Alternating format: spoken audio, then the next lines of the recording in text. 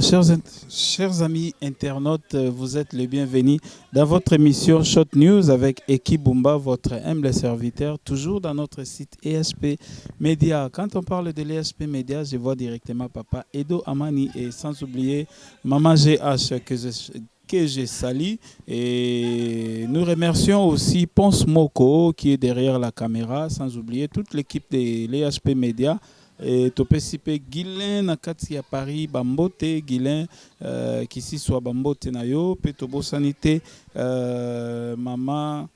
Mifi madame ya papa nabiso Guilain topesi bino bambote tobo sanité papa Afonso ba meilleur ve na bino nyonso tout papa Afonso maman Rite et papa Joseph na kati ya Belgique topesi yo bambote topesi mama pe bambote. Voilà les loto yambi lisusu moko ya basali ya Nzambe oyo to solo la kana bango à travers diplex oyo to bazopesa biso ba message toza lisusu na mama Lili oyo wapi apesa biso ba message la fois passée kasi mama Lili autai kobenga biso po na kotalisa biso message mosusu oyo ezali vraiment urgent ezali vraiment important po na bana Nzambe pe po na ba imboka nyonso partout tozali voilà tozwa mama Lili wana na téléphone tozwa ye toyeba nini oyo Nzambe alobi na tina ya mboka Congo pe na ba congolais nyonso tout. Allô, bonjour mama Lili. Bonjour papa ici. Allô. Bonjour papa ici. Ah. Maman boni musala Nzambe boni santé. Musala Nzambe za malamu. Nangolu na Nzambe. Nangolu na Nzambe musala za malamu. Kolo pe azuka la nangolu na ye. Voilà. Merci beaucoup maman tozuyo lisusu lelo kasi na ebiete maloba nyonso ya Nzambe to musala ya Nzambe pona ko sala to kokota yango penza malamu esengaka biso ete tobondela pe bandeko bazolanda bazala pe na biso elongo na mabondeli po ete balanda yango na bososoli penza eza kaka te kotala yango lokola filme to lokola maboke kasi ezali message kouta na Nzambe tobondela po ete tokota na message ya lelo. Merci papa tobondeli biso banko. Nzambe tupamboli yo po topesi biso susu makasi ya kopusa na liboso ya libota na yo. Nkolo biso pa mayele ezali ya yo, bwani ezali ya yo. Kamba biso onyonso tokoloba epesa lokumu na kombo na yo.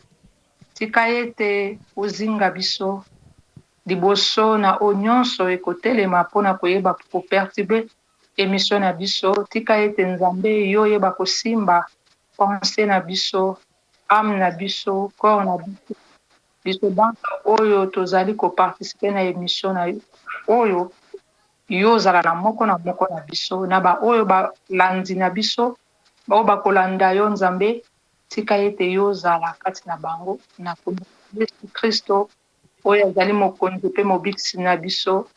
Amen. Amen.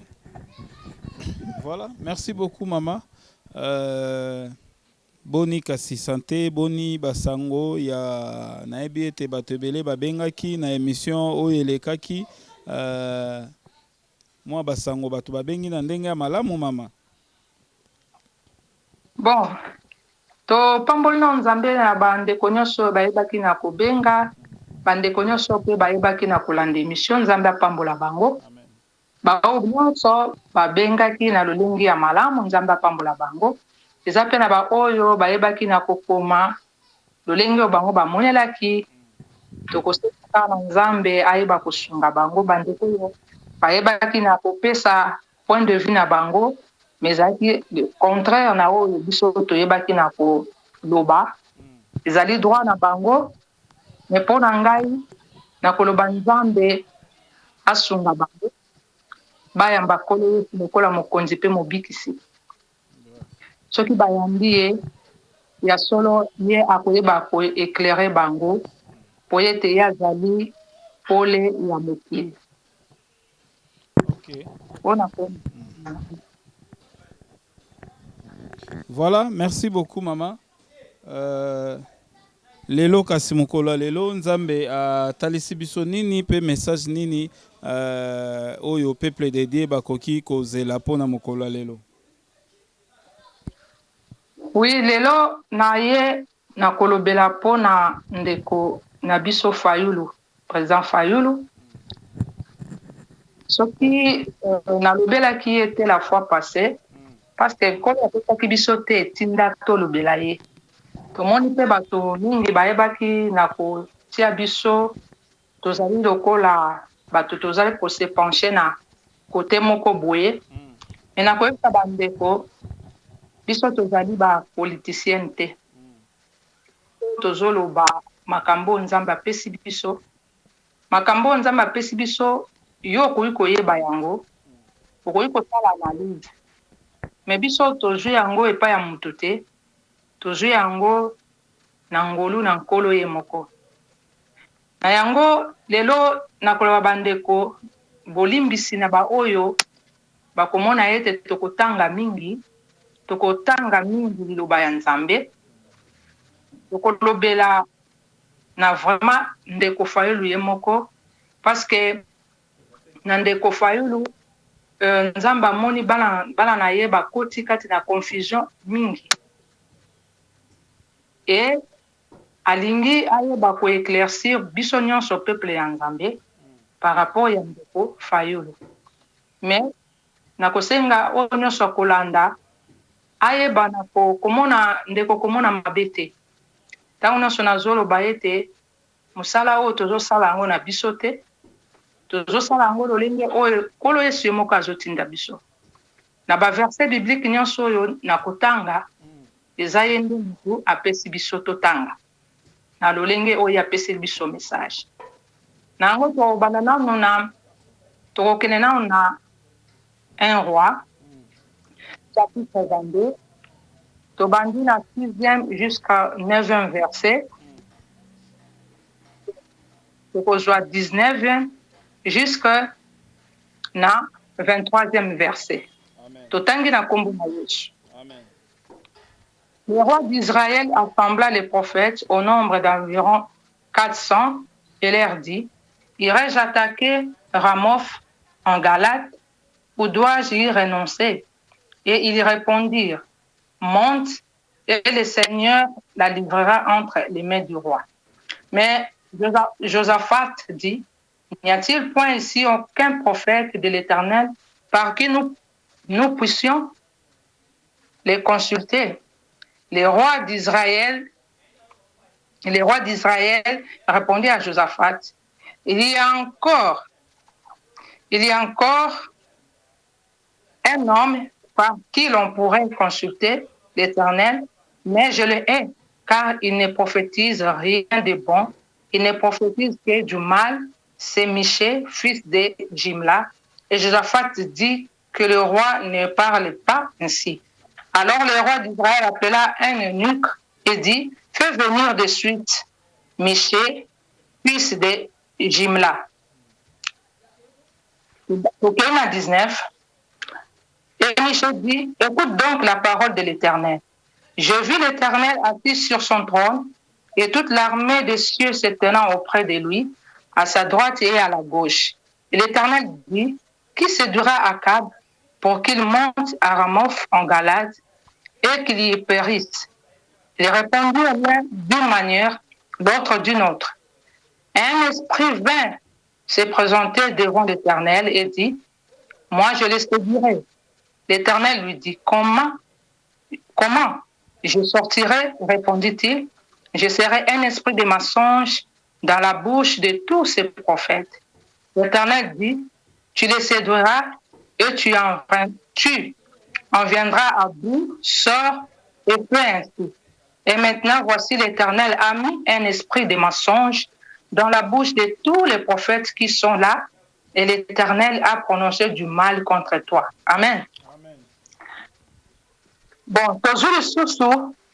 2 Rois 7, 3, 7. 2 Rois chapitre 7, verset 3, 7. Il y avait à l'entrée de la porte 4 lépreux qui se dirent l'un à l'autre: quoi, resterons-nous jusqu'ici? Resterons-nous ici jusqu'à ce que nous mourions? Si nous songeons à entrer dans la ville La famine est dans la ville et nous y mourrons. Et si nous restons ici, nous mourrons également. Allons nous jeter dans le camp des Syriens. S'ils nous laissent vivre, nous vivrons. Et s'ils nous font mourir, nous mourrons. Ils partirent donc au crépuscule pour se rendre au camp des Syriens. Et lorsqu'ils furent arrivés à l'entrée du camp des Syriens, il n'y avait le Seigneur avait fait entendre dans le camp des Syriens un bruit de chars et un bruit de chevaux, le bruit d'une grande armée à l'autre. Voici le roi d'Israël a pris à la sorte contre nous les rois des Égyptiens et les rois des Égyptiens pour venir nous attaquer. Et ils se levèrent et prirent la fuite au crépuscule, abandonnant leurs tentes, leurs chevaux et leurs ânes, le camp tel qu'il était, et ils s'enfuirent pour sauver leur vie. Amen. Wana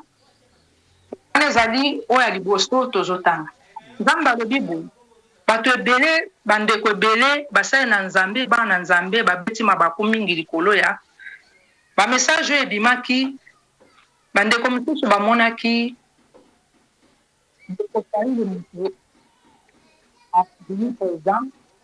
mpe bandeko mosusu bamonaki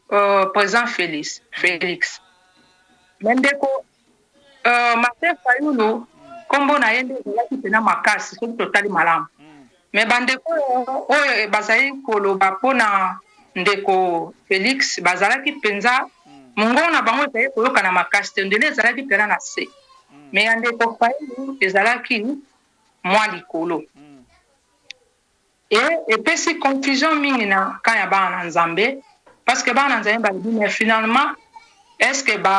na mboka na biso est-ce que bato vraiment bazosambela parce que tala nzambe yango yesu na bango oyo bango bandimelaka bango nyonso kaka yesu wana nzambe wana me bamosusu adine na profesi esali lokola ekutani oyo ebimi oyo nde mokonzi oyo ebimi oyo akozala mokonzi me yango nzambe alobi nayebisa bana na nzambe totangi 1 roi 22:6. Est-ce que nzambe akoki kopesa profesi na maloba basali na ye me ezala contraire ekokana te? Oui, eza par rapport ya époque. Soki omoni moto apesi baprofesi ebandi kobima ndeko koyimayima nanu te tuna na nzambe eske baprofesi oyo moto oyo apesi profesi eske aza ya nzambe abangaka nzambe? Soki abangaka nzambe oyo mpe mosusu kuna apesi profesi le contraire eske abangaka nzambe? Soki oyoki ke abangaka bango nyonso babangaka nzambe me ndenge nde baprofesi ya bango ezokokana te zongo epa nzambe nzambe akopesa yo eyano esengi toyeba toza na epoke oyo ya Akab, c'est-à-dire roi oyo asi abebaki roi asalaki mabe asi abebaki te mais roi Akab oyo deja akotaki abandaki deja kosala mabe mpe akontinuaki kosala mabe makasi. Tomoni baprofete baprofetize bango nyonso ya liboso parce que totangi nyonso te po temps eza te yango tozwi ka parti bandeko batanga yango 22 mobimba. Roi Akab alinga kende bitumba akonsulte baprofete baprofetizaki na nguya ya nani ya nzambe parce que nzambe asali réunion ntango bango bazozwa message na part ya nzambe bango nzambe alakisi bango te ntango réunion esalamaki ntango conseil esalamaki moto oyo azwi message nanu ya liboso ye azwi kaka message ntango batindi message ekomela ye apesi le contraire te nakomona na koloba ndenge bato ndeko mosusu bamonaki Fayulu me tomoni bandeko mosusu mpe bazwi message bandeko mpe mosusu baza kobanga nzambe bazwi message ezali Félix ndeko na biso Félix bango nyonso nkolo alobi ba message wana ba o pena ba banga kanzambe ba message utaki pa na bango pa nzambe moko pardon limbisanga message utaki pa ya nzambe moko pona nini parce que amonaki déjà mokonzi azana ou azaki sur place aza déjà ya kobeba maintenant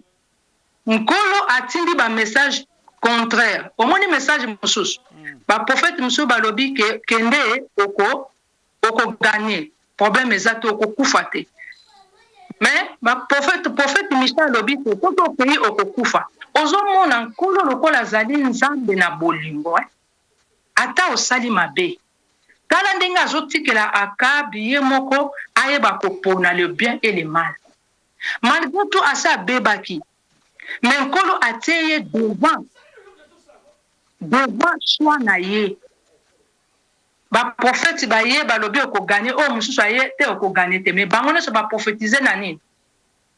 na nguya ya nzambe sikoyo lokola Akabi ye azalaki koyokela mingi mwasi na ye azalaki koyokela mingi Jezabel nde problème nde yango ezalaki na ye pasi parce que nzambe ayebaki akosala choix malamu te déjà azali koyokela Jezabel nde likambo oyo tozalaki nango nzambe atiki bato baprofetize mais parce que aza na problème na moto moko mais sikoyo moto wana est-ce que akoyeba kosala choix akoyeba ke oyo ezali nzambe message oyo esengeli nalanda yango te parce que eza pièce botala na mutu kaka ya mayele boye bayeli yo message ya mabe ya kufa na okogani vraiment ata na nzoto kaka boye mayele soki ya nanu ya bomoto ata ya nzambe te me koloba likambo oyo nazomona nakufa naliwa malamu nafanda meye te parce que déjà azalaki na mwasi ya mabe yango ya ndeko na koloba lelo nazoloba likambo ya ndeko Fayulu me nzambe apesi biso baverset biblique tokoyeba mpe kofungola mpona peuple ya nzambe bazwa quelque chose yango na koloba na ndeko ezali mawa yo moto ozali pene na yo Jezabel parce que Akab azalaki na mwasi Jezabel balobi te soki otangi na 1 roi 21-25 tokotanga te me bandeko batanga 1 roi 21-25 balobi ete Akab asalaki mabe mingi parce que mwasi na ye azalaki koexcite c'est-à-dire mwasi na ye azalaki une mauvaise conseillère azalaki na mwasi ya mabe c'est-à-dire nzambe ayebaki malgré apesi ye occasion apona ata eloko ya malamu mais ye azalaki donc ata bato balobi ata basali balobi mais mwasi na ye azalaki kopesa ye baconseil donc ya suka azalaki koyokela mwasi na ye alors ndeko yo oyo ozali na mwasi oyo azali Jezabel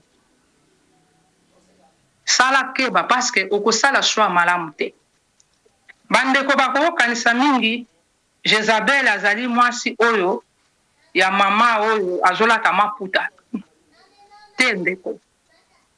yo nanga tokoki kozala na mwasi oyo Jezabel mwasi Jezabel eza esprit tokozwa kaka mwasi na nzoto te mwasi azali kaka nzoto te soki totangi na mokanda na 1 Corinthien tokotanga 1 Corinthien ndeko na lisungi ya nzambe 1 Corinthien au chapitre 1 totangi verset 20 tokozwa virgule 23-24 totangi na kombo na Yesu. Où est le sage? Où est le scribe? Où est le disputeur de ce siècle? Dieu n'a-t-il pas convaincu de folie la sagesse du monde? Mais, nous prêchons Christ crucifié, scandale pour les Juifs et folie pour les Juifs. Mais puissance de Dieu et sagesse de Dieu pour ceux qui sont appelés tant juifs que grecs. Awa, nzambe azoyeba biso boye naza kone koexplike mwasi parce que mingi bakanisaka mwasi ezali ntango aza koloba makambo ya nzambe ye nde Jezabel te ndeko okozala mpe mobali me mwasi na yo Jezabel nakende kolakisa yo mwasi wana oyo aza Jezabel oyo azobebisa biso nyonso bana na nzambe azobebisa bapoliticien azobebisa bacombatant azobebisa libota na nzambe balobi na biso awa nzambe azomona ete folie ezali sagesse ya mokili ayebi na koconvaincre biso sagesse ya mokili mpa na nzambe amonaka yango ezali folie sikoyo tokei folie eza nini tozwi proverbe 9 tozwi 13 proverbe 9 verset 13 balobi boye la folie est une femme bruyante stupide et ne sacha rien omoni ndeko yango ntango tozotala na bible yo ozotanga bamoni kuna bakomi kuna mwasi yo omoni kaka mwasi ya mama maputa ntango mwasi azoyoba eloba nzambe elobi tala jezabel ye wana te omoni balobi te ke folie eza lokola mwasi te balobi folie eza mwasi omoni langage ya nzambe mpo sosola yango il faut ka ye moko apesa yo mayeli nzambe akoloba na tala oza na mwasi ya mabe me azoloba na mwasi ya maputa te me azoloba na yo folie parce que folie yango nde ezalaka sagesse ya monde yango nde ebebisi bana na nzambe ebebisi basali na nzambe ebebisi mokili sagesse ya monde oyo toyebi oyo azalaka prince ya monde oyo ezali diable omoni ntango yo ozali koyokela diable oyokelaka sagesse oyo ya diable c'est que oza na une mauvaise femme oza na une mauvaise conseillère sagesse na yo ebanda kotinda yo na mabe c'est pour cela omoni ntango nzambe atie devant Akab le bien et le mal akokaki kopona malamu te parce que déjà azalaki na mwasi Jezabel oyo ezali sagesse ya monde nzambe na esika oyo azali kointerpele basali na nzambe lelo nzambe alobi azali koloba mingi mpona basali na nzambe bapasteur baarchibishop baprophète baenseignant baprêtre bango nde babebisi mboka mpona mwasi mpona sagesse ya mokili baza kozwa bwania ya malamu te liboso na bango tala komona moto oyo alobaki liboso wi abongoli non me mosali na nzambe nde yango nkolo alobi aza na kanda mingi na bango mpona biso nyonso basali na nzambe oyo tozali na mwasi lokola Jezabel tozali kosalela mayele ya Jezabel me mpona kobebisa mokili mpona kobebisa bana nzambe wana nakendaki kososolisa bana nzambe mpona nini Yesu to nkolo na biso tomoni na ntango ya maponi bamessage mibale ebimi nkolo alobi totika na biso koyimayima ntango yo ozokomona bato babandi kotelema me bamessage ezokesana nasepelaki na ndeko moko na 2018 alekaka mpe na chaîne na ye naboyi kotanga kombo ne parceke nasololaki na ye te mpo nasenga ye autorisation ndeko oyo ntango ayaki koloba ete baoyo nyonso nzambe ayebi bango te me batunaki ate motuna me tomoni ndeko mosusu abimi alobi ete ndeko fayelo nde nzambe aponi apesaki réponse moko sage mpo mona mosali na nzambe alobi nayebi te me nayebi te ndenge nini ndeko oyo abimisi mpe bongo me mpo na ngai nzambe alobi ayebi bango te me ndeko oyo boye azonga lisu na ngomba omoni mosali ya mayele alobi te ke eza lokuta alobi te ke eza mabe omoni parceke meme soki mosali na nzambe oyo abangaka nzambe likambo wana soki ata nanu nzambe aexplike ye te okomona ye akozala vraiment na position te ke aniye to aniye te nde nkolo aye mpo ayeba kosembola biso likambo oyo elekaki nanu pourkui baprofesi ezalaki ya kokesana nakanisi tolongwa biso nyonso na koyeba komitutisama yesu yango tozolanda azali yesu tala bazotutana baprofesi na bango ezokoka te tozali nde na periode ya Akab roi Akab parce que asa abebaki toleki sikoyo koloba parce que natunaki mpe motuna nkolo eske ndeko Fayulu azwaki to azwaki élection te parce que jusque là ata motu moko te azokoprouve biso mpena nani motu alongaki bandeko mosusu balobi Félix bandeko mosusu balobi en tout cas Fayulu nga natunaki nzambe parce que message naya koloba mpona Fayulu nalingaki nazala na éclaircissement alobi oui ndeko Fayulu azwaki ye moto azwaki élection mais azali choix ya nzambe te ndeko Fayulu azali oyo ya nzambe oyo nzambe aweni mpo ete aya kosikola mboka selon baprofesi nyonso oyo epesamaka ke oyo ya nzambe akoya ndeko Fayulu azali oyo ya nzambe te ni meme lamuka bango nyonso na kati na bango ata oyo ya nzambe aza te nkolo alobi na nga boye ndeko Fayulu asalelaki ye avant baélection ebanda mais après baélection eza makambo na bino ndenge bosalaka na mokili na ndenge kaka naloyoki liboso tozotia bakonzi na biso selon makanisi na biso ye lokola nkolo azalaka na contrôle ya nyonso azwaki ye kaka pate nzambe soki alingi akokisa likambo na ye songolo akozwa nde mutu nyonso oyo alingi azwaki ye lokola balepre oyo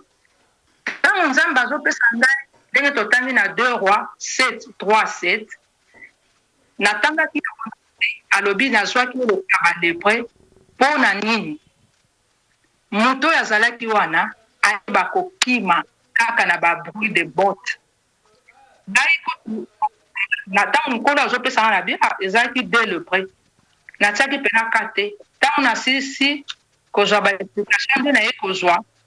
na vérifie bomoni ezalaki 4 le près ye moko aza chiffre 4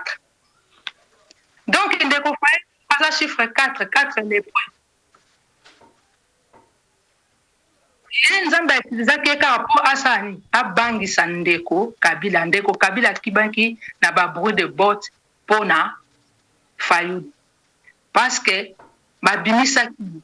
ntango message ebimi mpo baprofesie ezobima ndeko Kabila amonaki baprofesi wana e nkolo atilizaki ye kaka lokola le 4 le près mpo ete Kabila abanga yango ndeko Kabila ase retiraki bomoni akimi asalaki nanu fuite asedaki place wana amonaki ke moyen ye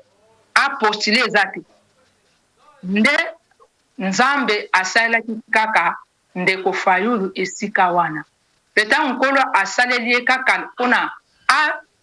akoka kozala lokola bruit de botte mpona Kabila akima esilaki mission na ye esilaki wana alobi oyo etikalaki wana ngai naza na makambo na bino te naza na makambo na bino te parce que azali oin de Dieu te eza oyo akokokisa mosala ngai te e aye koloba na ngai oin na ngai akotikalaka kozwa gloire na ngai te aye koyebisa ngai botala nano attitude ya motu oyo babotoli ye eloko ya motuya eske motu oyo paya babotoli eloko ya motuya akoza na attitude ndenge wana ngai nafandaki mpe kimia nkolo aye koloba na ngai na bino kuna na se na moi na bino bolobaka nini mobini ya zoba e ayebisaki ngai nasilisa phrase wana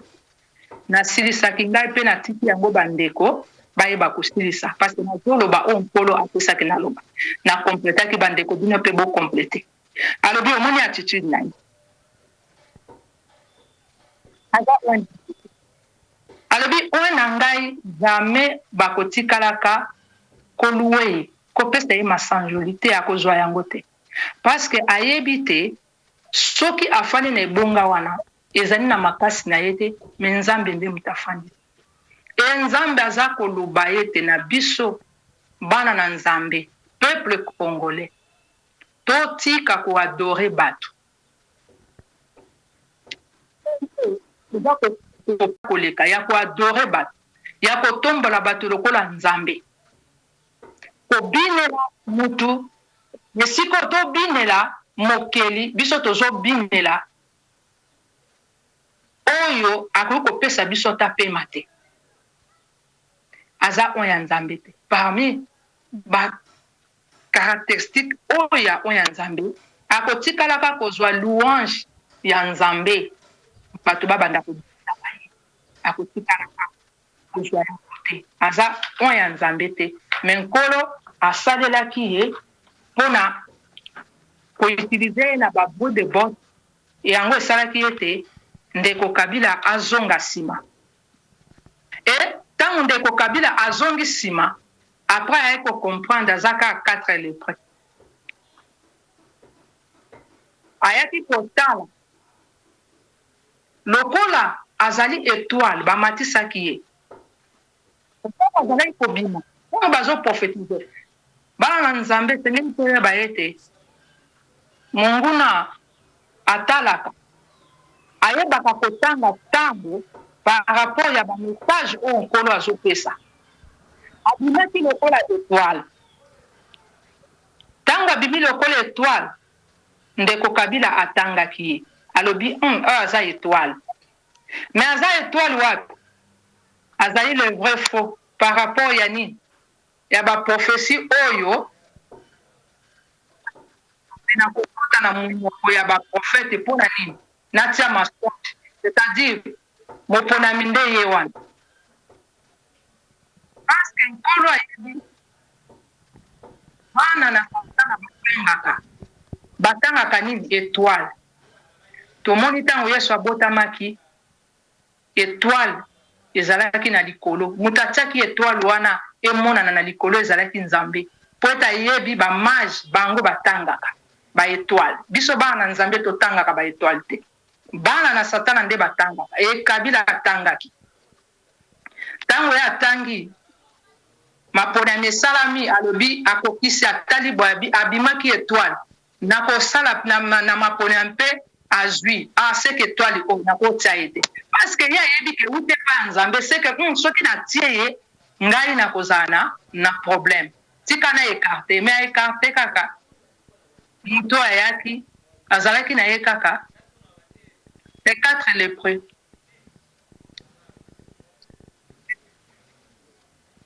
ekartaki ye me na kati ya makambo nyonso na nkolo azotala endeko kabila azokontinue kobakisa basentence na ye parceke ye ayebi ke ndeko oyo moto azwaki e na mokanda bakomi lisusu asali nini autriche lisusu e azwi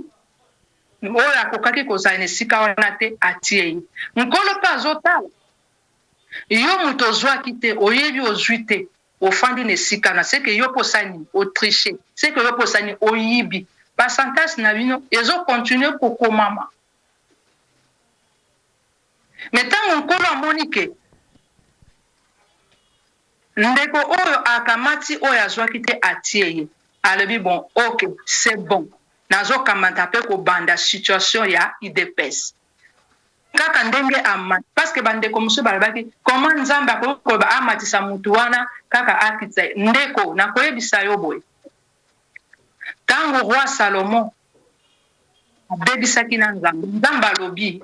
nakopanza royaume na yo epai na yo te me na nzela ya mwana na yo ntango roboam mwana ya salomo ayebaki komata na bokonzi bamosusu oyo famille parceke salomo mpo abotaki na basi ebele bamosusu basepela famille na ye koki kosepela mpo na ye amoni lokola bamoni ke ezali nzambe atomboli ye parceke atomboli bana mosusu te me mpo na nzambe ezalaki kotombama te ezalaki kokweya kobambana nde israele ezokokabwana bokonzi ezokabwana ndenge moko ndeko na biso azali wana nza atiki ye wana mpo abamba ye bie idps nyonso ekabwana ebeba esila parceke reine na bango efali esila nde azali wana komonana yango te ezali bénédiction te kotombana mosu ezali mpo obambana obambana bien parceke soki otombwani te okobamba malamu te bamoni soki omati likolo ya nzete ntango ozobambana vraiment ozozwa choc ke soki obeti libako nde nkolo atiki ye mpona bongo e sikoyo motuna ezali boye ndeko sikoyo na biso fayulu azwaki wi azwaki na ye sikoyo tosala ndenge nini parce que aza na raison na ye arevendike te ye aza na droit na ye ya korevendike ndenge alingi korevendike bayibaki arevendike na ye mais nkolo azopesa biso bana na nzambe biso peuple na ye parce que peuple oyo peuple congolais asukuri mingi peuple congolais asukami mingi ye nde azoluka mboka esikolama soki yo olingi koapuye ye parce que ntango ye aza kolanda akoka kozwa baverité na ye esurne eza droit na ye asala ndenge alingi mais soki yo mpe okei oyo apuye ye sikoyo tokoyebisa ye soki tozongi kaka boye aza nano bautilisaki ye lokola les 4 lépreux soki totangi na bible ndeko les 4 lépreux wana après avoir kosala mosala bango basali bakendeki kozwa biloko na bango baye kopesa sango bayokana lisusu te donc ntango yo ozokoapuye olobi ke nasunga ye bon eza vérité osunga ye parce que oza convaincu ke ye moto azwaki me yeba ke moto oyo ozosunga wana pour ke akende kozwa bavérité des urne na ye azali na ye les 4 lépreux donc yo kaka okoyeba nasunga moto oyo mpo nsima tokokende na ye tokosuka na ye wapi tokokóma na ye wapi tokokende na ye wapi eya mibale ntango nkolo apesaki ngai ndoto oyo ya ndeko félix nalobaki ya ndeko fayulu te parce que ezalaki likambo te ya ndeko fayulu nzambe atindaki nga te nabima mpo na ndeko fayulu yango wana nakataki parti oyo ezalaki kaka ya ndeko félix ntango na ndoto wana ntango bazolatisa ndeko félix bilamba epai ya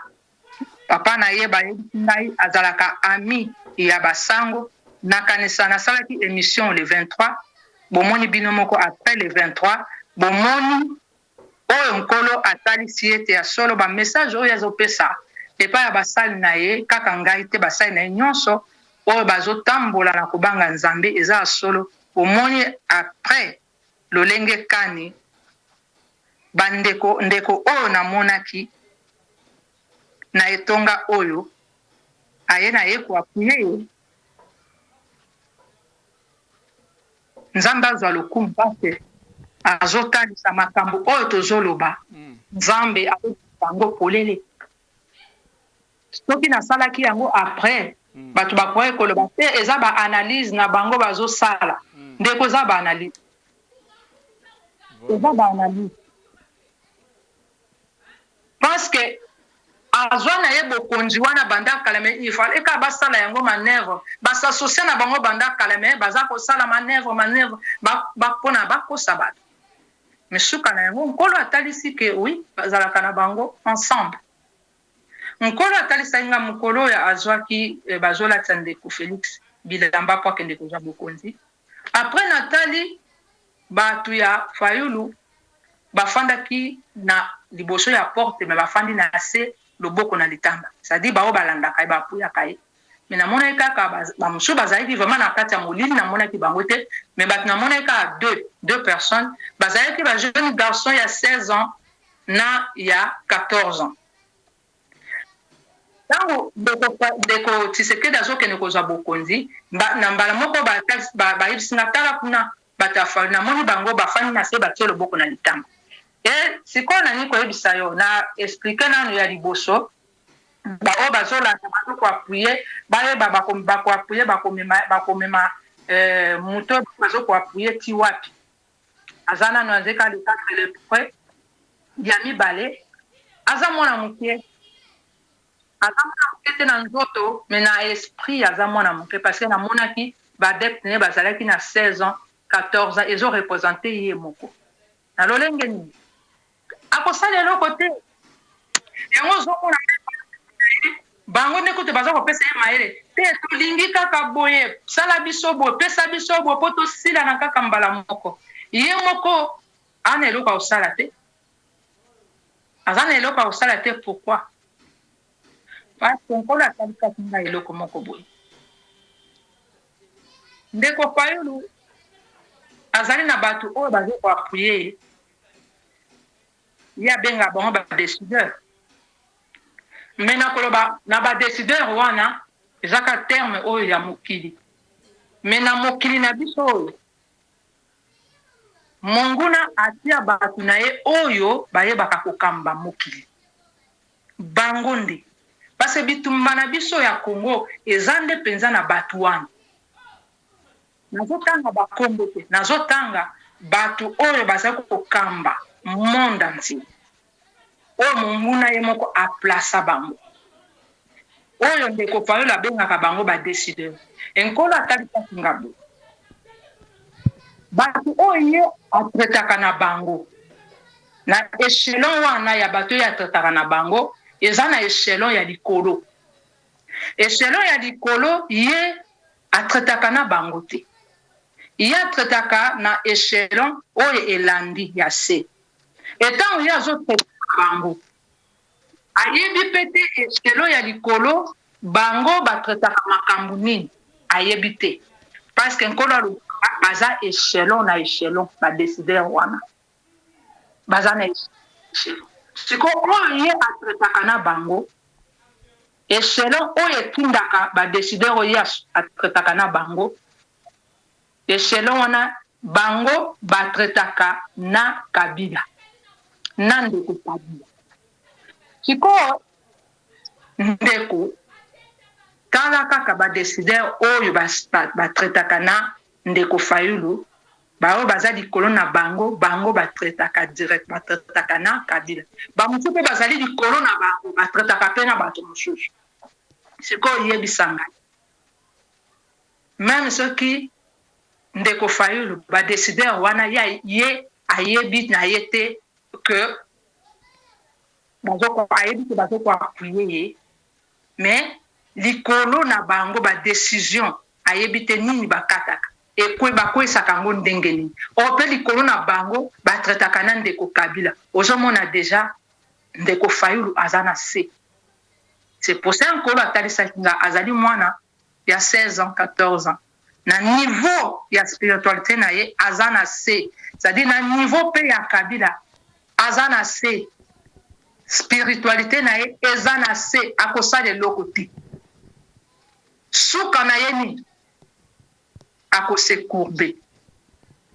parce que oyo azotinda badécideur oyo asolaka na bango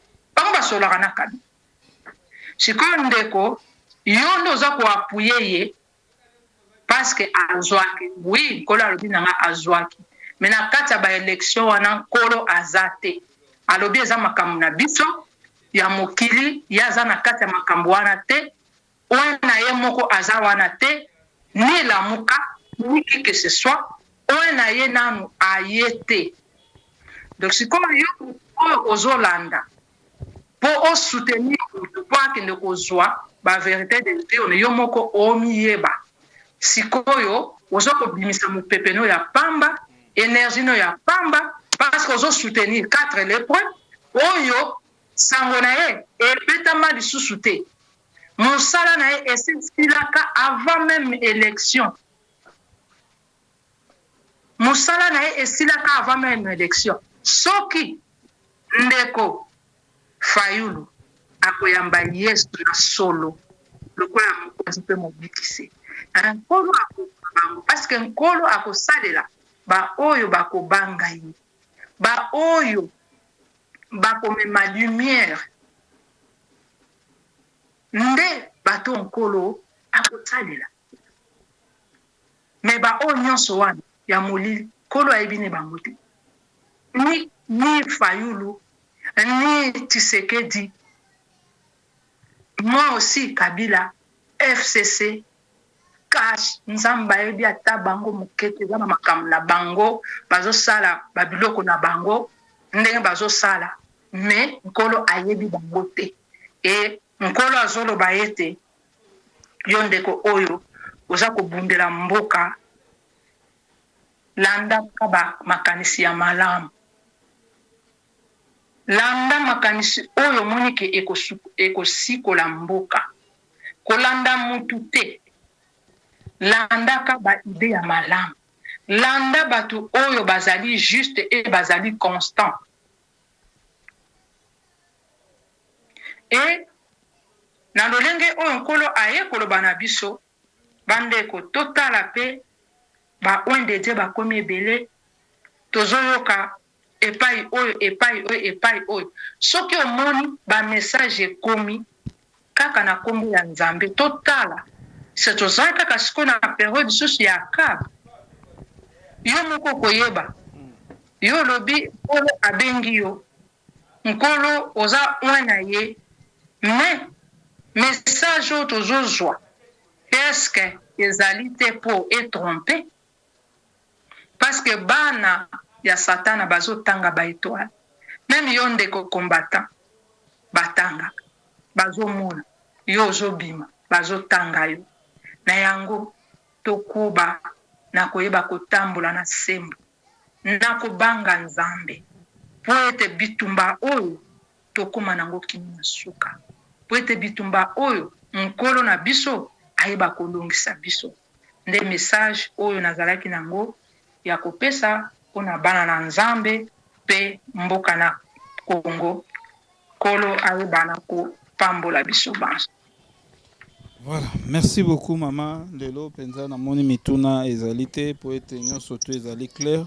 Tolandi yango biso nyonso na bokebi nyonso. Et merci beaucoup na message tokozong saka micro pona kopesa numéro à contact peut-être mususu nanu azwa kite to nanu atala émission te mbala liboso atala soki moko alinga contacter yo ameka ko solola to kozwa plus de précision to koluka pe mabondeli ensemble bakobenga yo na numéro nini. Ok, merci. Yambo tena pesa numéro nanga tozokende na ko clôturer kambo ko tili koloba toyeba ko tika yango na maboko na Nzambe to bondeli. Nzambe toyebi boso na yo kotika mayo nyonso oyo osili kopesa biso na maboko na yo. Papa tika ete yo o éclairer peuple na yo Nzambe.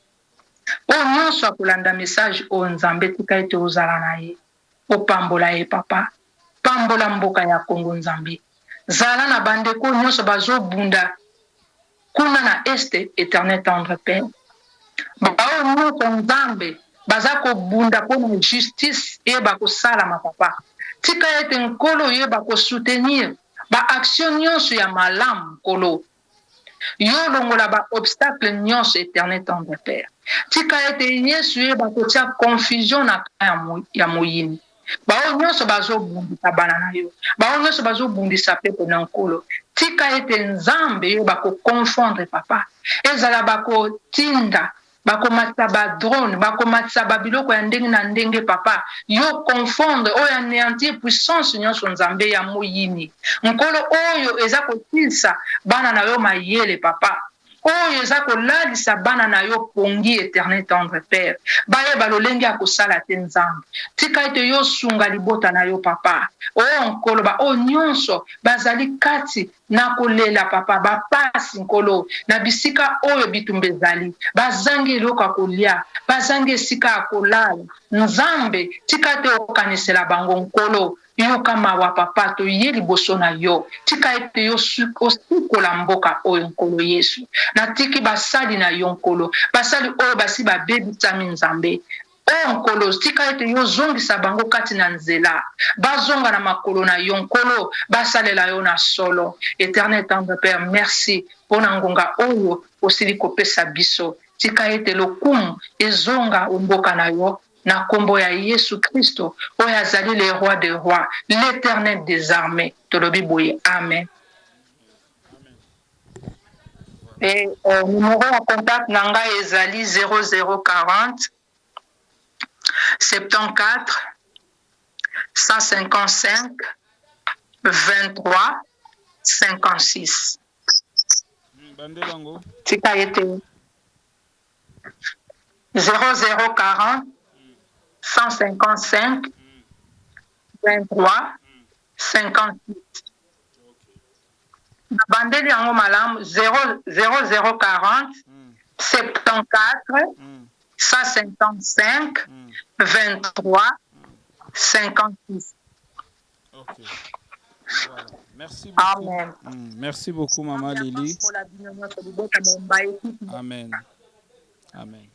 Que Dieu vous bénisse, maman. Na ba message en tout cas, bato ebele, bazo zala édifié, bato ebele, bazo zwa bososoli, nzambe apambola yo, afungola yo lisusu miso pe matoi, pona koyoka ba message kouta epai na ye moko nzambe ya likolo ya lola. Merci beaucoup, maman. Voilà. Voilà, chers internautes, tous qui en ligne na maman Nabiso, maman Lili o yazwami na mboka Roumanie, donc bino moko bouti kolanda message nyoso tu yango wana, donc maloba oyo maman Lili to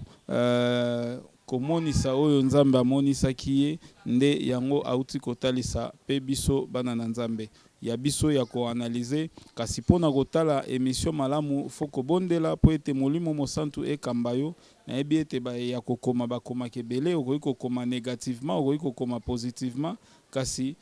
tika ete molimo mosantu nde ekamba biso po sans le Saint-Esprit nous ne pouvons rien,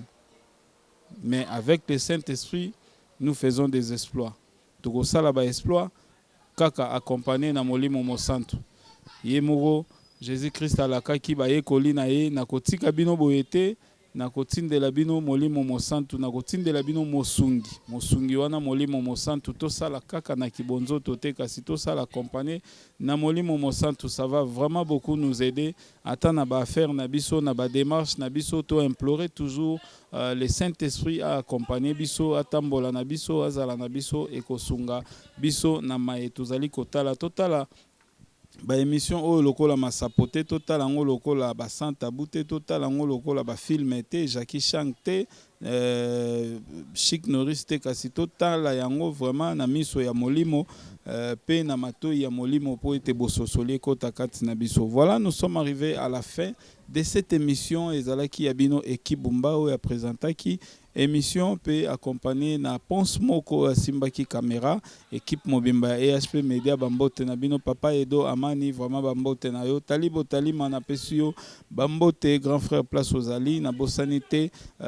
Mouilou maman Mouilou donc MM bambote na yo place Bozali et sans oublier mes enfants Blessing. Hein, donc